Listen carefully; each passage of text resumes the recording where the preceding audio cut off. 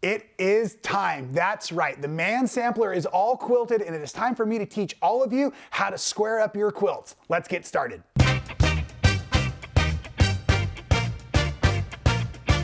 That's right, the man sampler has been completely free motion machine quilted, and you've seen that used in a lot of our cool skills and drills of free motion machine quilting.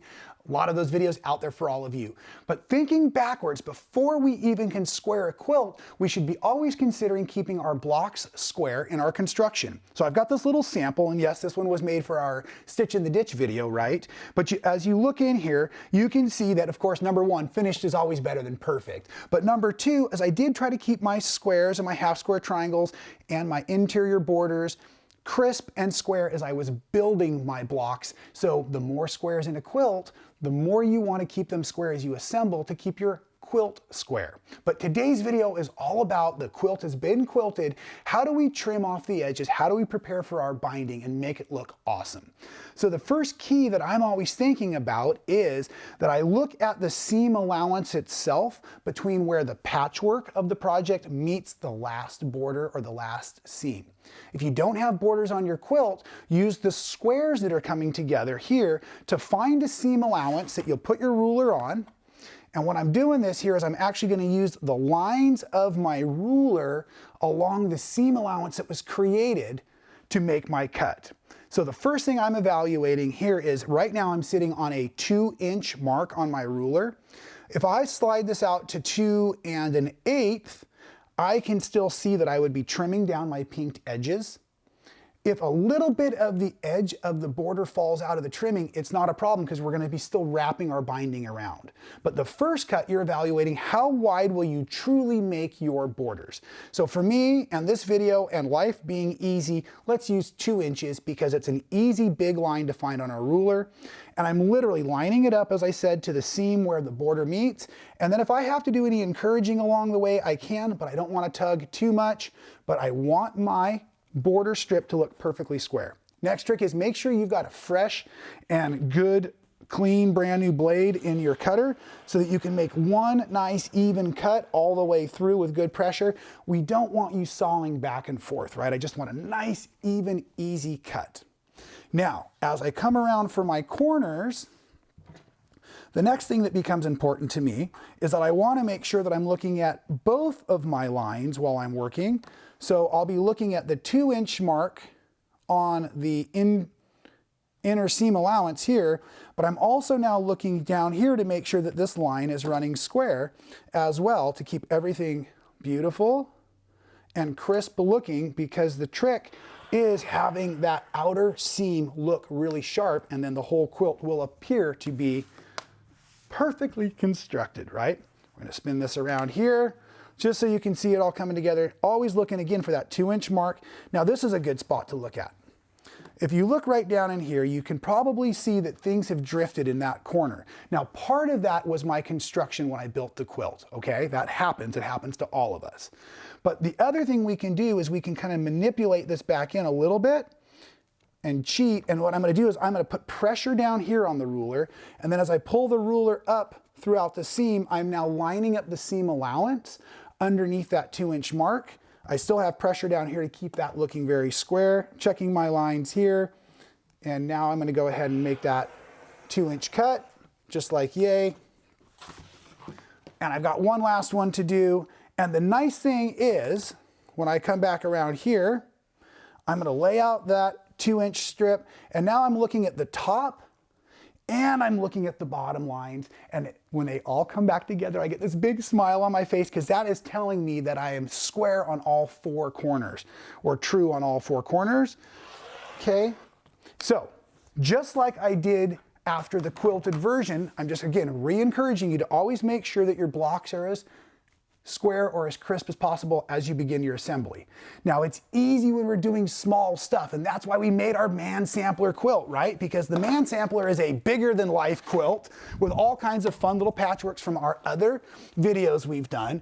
So this thing is a monster, right? And again, it's all free motion machine quilted, but just because your quilt's big doesn't mean that any of these techniques need to change. So what I want you to do, now I should point this out. I get so excited about this. I go a little too fast. I apologize.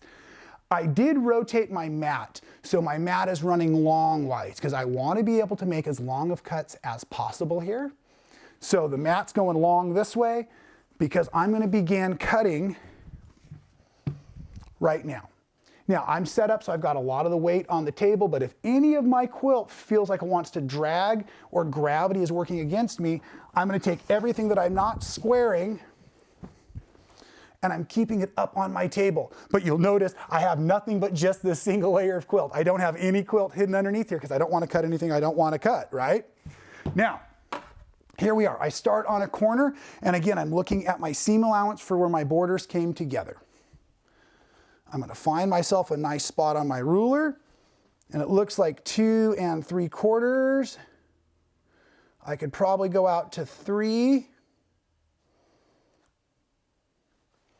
Looking at that line, and you can see just gravity alone right now is allowing me to manipulate this. A little bit there. So you always have to make a first cut. Try to get your first cut as square to the rest of the quilt as possible, but we always have to cut somewhere first, okay? So I'm just doing my best. I'm going to come back here. I'm going to cut through here. Now, before I teach you how to manipulate the rest of this, let's just get this out of the way. So I'm just going to cut it like this so that it's now flopping out of my way and it's safe. As I need to continue making longer cuts, obviously my ruler wasn't long enough. So now my trick is I use at least half of the ruler along the cut edge. So if I was sliding this up, you probably can't see much. So I can also pull my quilt to my body. So I'm making good body mechanics in my cutting, but what I'm trying to teach you is I don't want you to only use 2 inches so you have a longer amount of ruler out here. You can get way out of square, and I know I've asked you to follow that seam allowance, but still, this gets everything really, really working beautiful together. So I've got about half of my ruler still where I was cut as I finish this out. Okay, I'm just going to slide this up, heading towards that last corner now. And if you did not have borders in your quilts, using the ruler, more of the ruler is a safer trick because you are squaring off of your first cut. With my border, I can cheat because I know that I'm using that for my number as well. Now, the last key to doing this is to go nice and slow and take your time with this big quilt. So I will not ask you to sit through the rest of the trimming, but I'm going to turn up the music and I'll keep trimming this out while you watch me, just so you can get a feel of the step-by-step process of sliding the ruler, cutting, looking at those lines. But I just want to thank all of you. This was for all of you because you asked me to show you how. So please keep asking me these great questions in the comments below, and we'll see you right here next time at Man Sewing.